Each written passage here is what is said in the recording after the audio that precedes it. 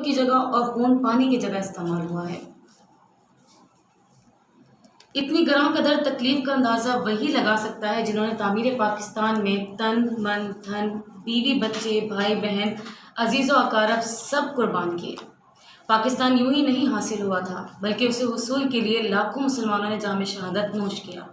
کئی ماؤں کے سامنے ان کے بچے قتل کر دیے گئے۔ کتنے بچے یتیم ہوئے جو ساری عمر اپنے والدین کی شفقت کے لیے ترستے رہے۔ اور یہ آزادی ہمیں یوں ہی حاصل نہیں ہوئی۔ ہمیں پتہ ہونا چاہیے کہ اس میں ٹیپو سلطان کا خون، سر سید کی نگاہ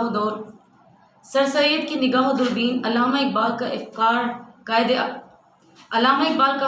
قائد اعظم کی جہد مسلسل اور دوسرے اکابرین کا آثار شامل ہے۔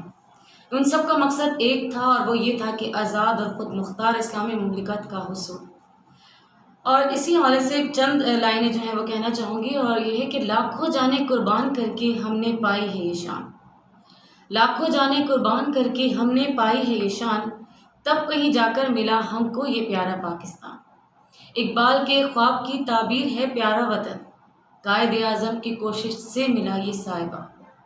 تاریخ میں ہے معتبر یہ دن بڑا 14 اگست، تاریخ میں ہے معتبر یہ دن بڑا 14 اگست، مینار پاکستان اس تاریخ کا عالی نشان۔